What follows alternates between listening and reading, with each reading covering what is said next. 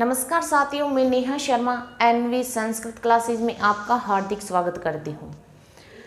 आज हमारा जो नया टॉपिक चलेगा वो है संधि।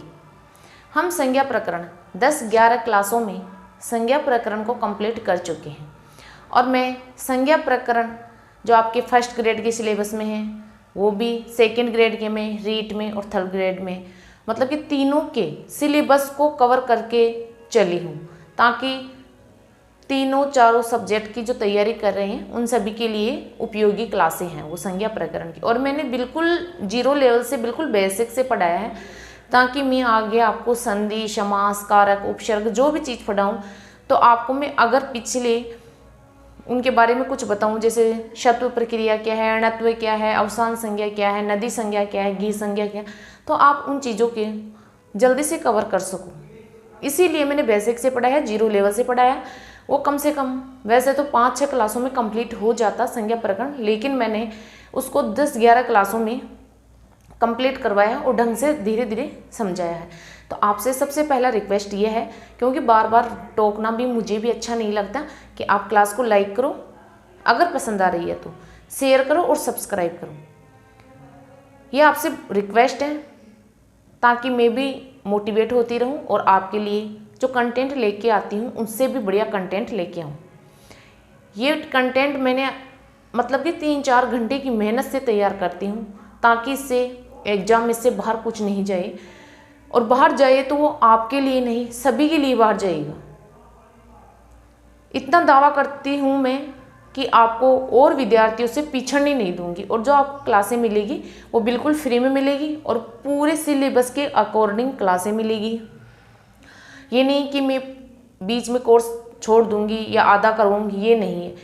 यहाँ पूरी क्लासें आपको यूट्यूब पर फ्री मिलेगी, कोई शुल्क नहीं लिया जाएगा आपसे और पूरा कंप्लीट कोर्स करवाया जाएगा, बीच में छोड़ा नहीं जाएगा। मैं पूरा कोर्स करवाऊंगी, वो first grade, second grade, read सबका कवर करते हुए। जो कॉमन टॉपिक है वो मैं पहले करवाऊंगी, फिर फर्स्ट ग्रेड का, सेकंड ग्रेड का, रीड का, ये ऐसे ऐसे करके मैं करवाती रहूँगी। तो हम बिना किसी देर करे हुए अपनी टॉपिक की ओर बढ़ते हैं। संधि। संधि क्या है? वर्णों के मेलन को संधि कहते हैं, यानी जब दो वर्ण आपस में मिलते हैं तो उसे संधि कहते हैं। अब संधि व्युत्पत्ति देख लो। सबसे पहले हम संधि तो हम इसकी व्युत्पत्ति की बात करें तो सम प्लस धा प्लस की, ये इसकी व्युत्पत्ति होती है। ठीक है, आपकी व्युत्पत्ति।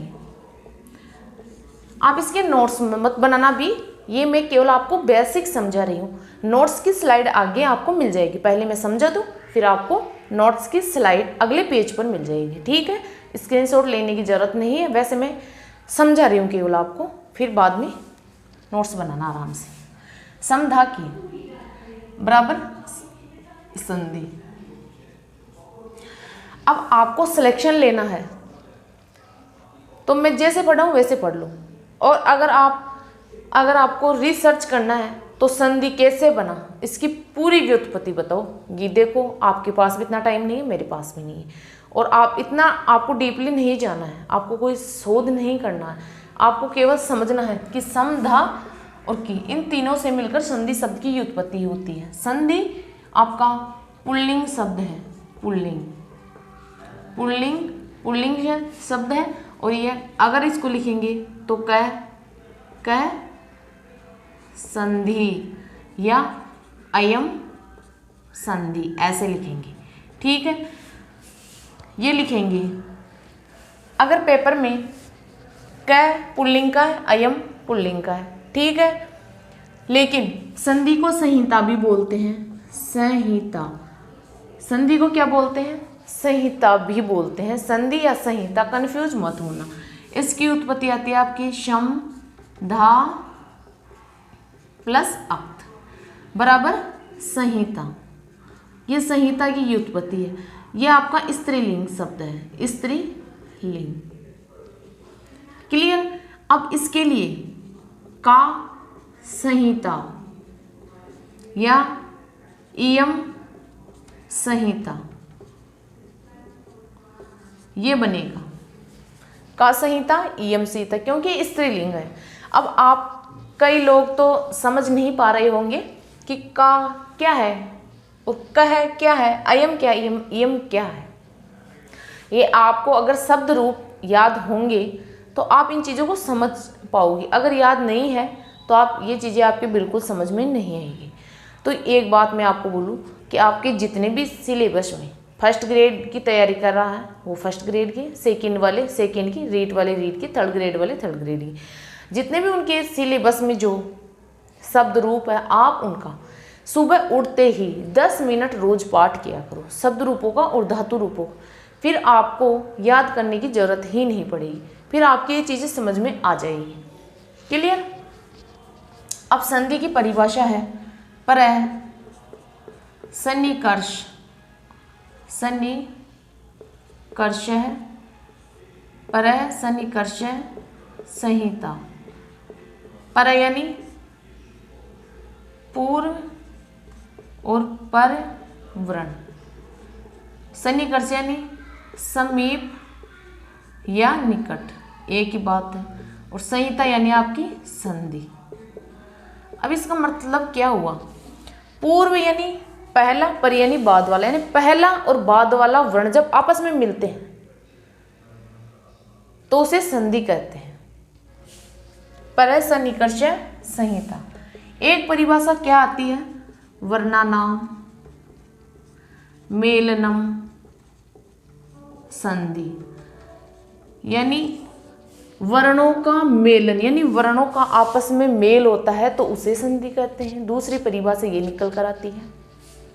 तीसरी परिभाषा क्या निकल कर आती है कि लोप, आगम, आदेश, व्रण विकार, व्रण विकार है संधि।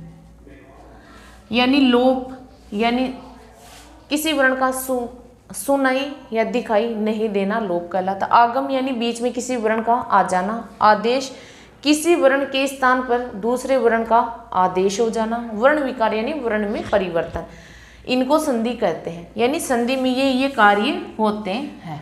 क्लियर। तीन परिभाषा निकलकर आपकी संधि की आती है। क्लियर। यहाँ तक उम्मीद करती हूँ कि ये चीज़ आपको अच्छे से समझ में आ रही है। आगे अब बात कर लेते हैं हम संधि के प्रकार।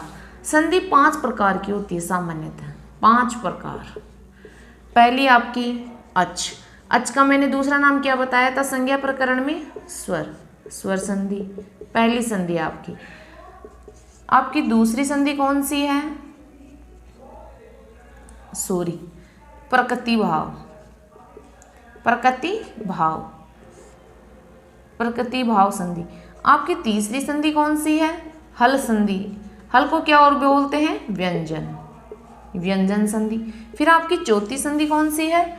आपकी फिर है विसर्ग संधि, विसर्ग संधि। इसको और 5वीं संधि है आपकी स्वादि संधि, स्वादि संधि। क्लियर। ये सामान्यतः संधि के 5 भेद होते हैं। लेकिन लघु सिद्धांत कौमुदी आचार्य वरदराज जी की लघु सिद्धांत कौमुदी, लघु सिद्धांत कौमुदी में, लघु सिद्धांत कौमुदी में पहली और दूसरी संधि को एक मानता है, दूसरी संधि को दूसरी मानता है और चौथी और 5वीं संधि को तीसरी संधि मानता है। यानी पहली प्रकृति भाव संधि को अच संधि का ही भेद मानते हैं और स्वादि संधि को विसर्ग संधि का भेद मानते हैं। इसलिए वो लघु सिद्धांत कौमुदी में संधि के ये 3 ही भेद स्वीकार किए गए हैं। क्लियर। अगर लघु सिद्धांत कौमुदी के अनुसार संधि के प्रकार पूछे तो 3 करके आना है और सामान्यतः संधि के भेद पूछे तो आपको 5 बताना है। क्लियर। यहाँ तक कोई समस्या? ठीक है।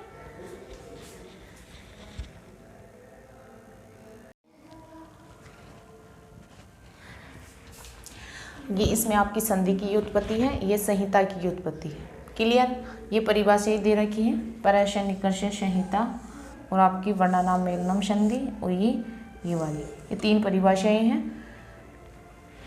ये इनकी उत्पत्ति है, इनका स्क्रीनशॉट ले लीजिए।